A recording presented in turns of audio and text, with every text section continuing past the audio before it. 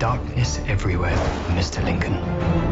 Our fathers brought forth on this continent a new nation, conceived in liberty and dedicated to the proposition that all men are created equal. Now, I guess the first question everybody wants to know, the Mad Russian, Timur Bekmambetov, what's it like working with him? He's like an imaginative, professional 6-year-old child whose imagination just truly runs wild. It wreaks havoc. That's the best way to make this movie. Somebody who's thinking outside of the box, somebody who's willing to try things that are new and visually interesting. And he's a visionary in terms of visual style. I'll tell you a story. It was 4 in the morning. We were shooting this one ridiculous shot. We did 50 takes. I'm losing my mind. My face is melting off. And I'm freaking out a little bit. And Timur calls me over and he says, look. And we look at the playback and it's astounding. It's in the movie, you'll see it. It's a phenomenal moment where you see the first moment you see older Lincoln and the camera writes itself and it's brilliant. And I was ready to do another 50 takes because he is truly visionary. I was not familiar with the book. I was familiar with Timur, and frankly, it could have been anything, and I would have been interested. And I think I had the same experience that a lot of people will have coming to this story with fresh eyes. That moment of, really? And then you realize, oh, really? That it becomes very committed and real, and that's where the fun is. That we don't flinch and we don't apologize.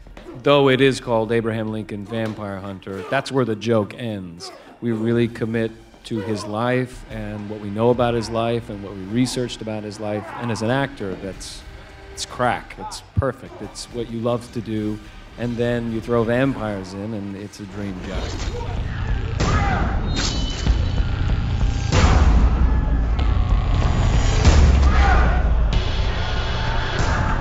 Which particular world leader do you think would be able to fend off hordes of the undead at this point in time? Oh, that's tough.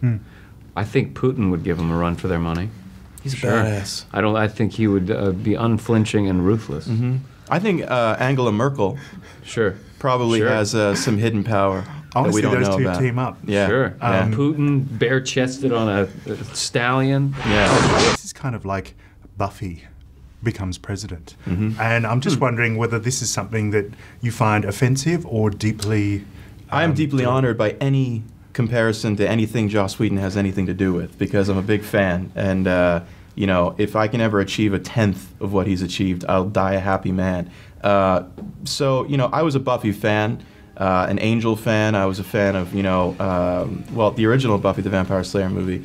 I mean, what's so funny is that I tend to, you know, some people like to give me credit for creating mashups or creating a subgenre or something like that, but you look at what other people like, you know, Gregory Maguire, what Joss Whedon were doing 15, 20 years ago, and it's the same thing. I mean, Buffy the Vampire Slayer is, you know, a deconstruction of the vampire genre in the same way that this is. So, no, I'm not offended at all. I'll take the comparisons to that universe all day long. One of the interesting things of the footage we've seen so far is the attention to detail and the seriousness with which it's been taken.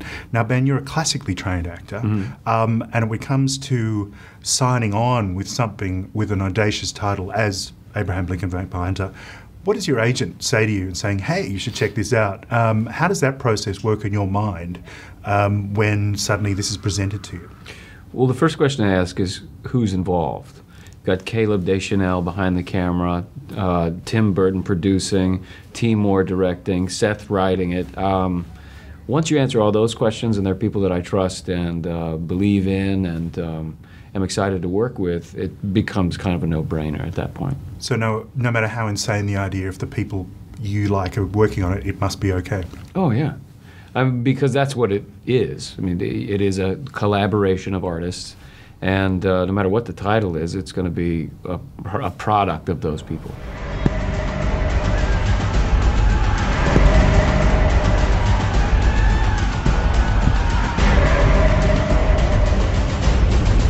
Now, both of you have become Abraham Lincoln scholars in your research for the book and also your research for the role. What is the most surprising thing about Abraham Lincoln that you managed to squeeze in between all the vampire hunting? Well, I think, and certainly what kind of helped me with the daunting task of embodying Abraham Lincoln was the idea that he was an ordinary man. The more I learned about him, the more I learned about how humble his beginnings were and how much misery he had to deal with. And how he did that was what made him extraordinary.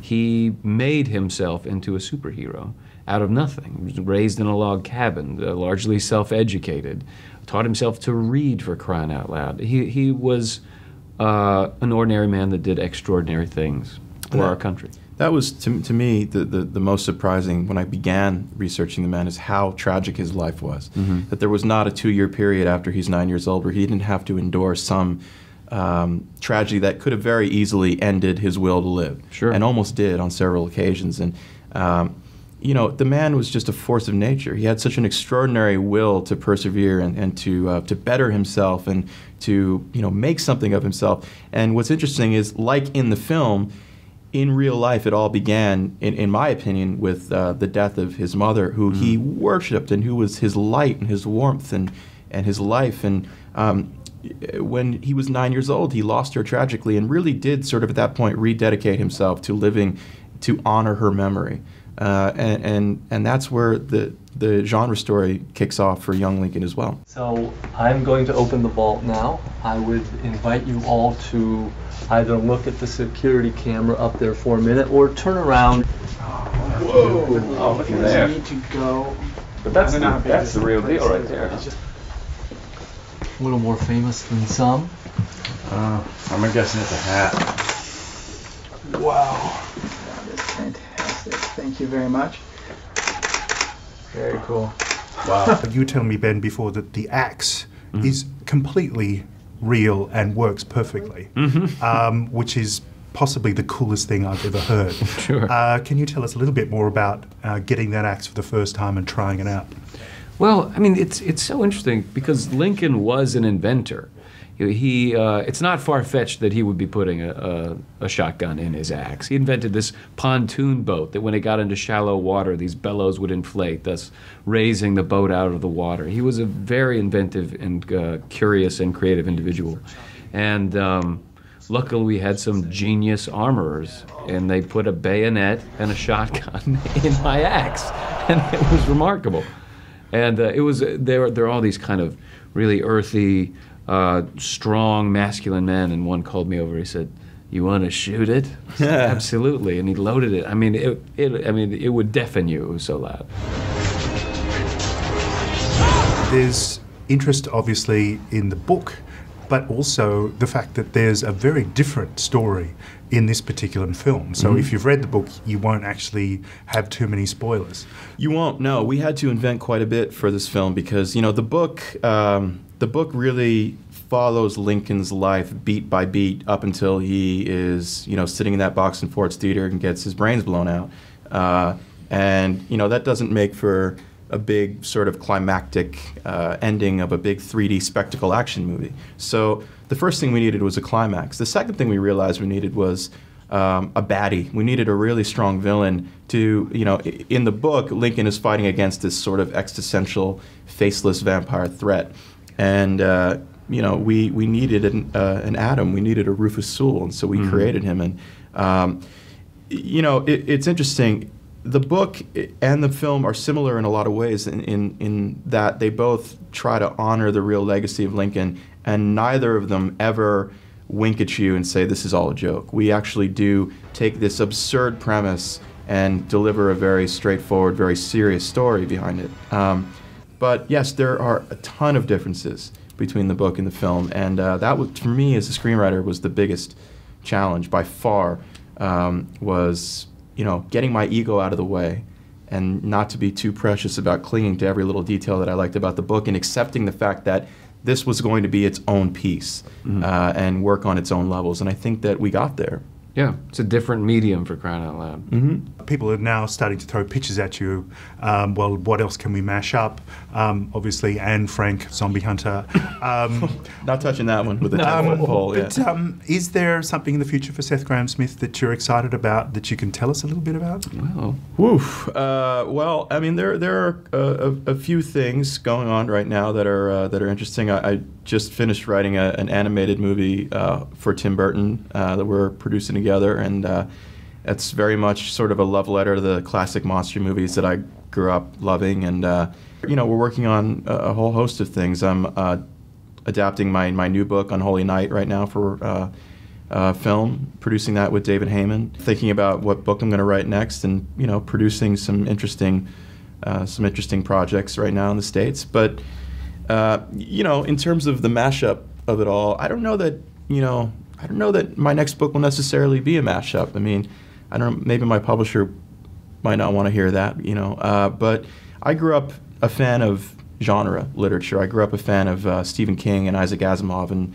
Ray Bradbury and Heinlein, and those are the stories I dreamt of telling when I was a kid and when I was just starting out as a writer. And I'd like to sort of migrate over to sort of the classic genre literature world and not necessarily always have to rely on something audacious and gimmicky to do it.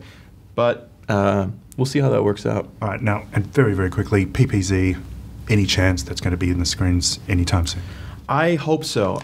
We've had a checkered sort of history with PPZ, and I think that if Lincoln does well, I think it'll light a renewed fire under that project. But I have faith in Lionsgate Summit, and that they won't let it languish for long.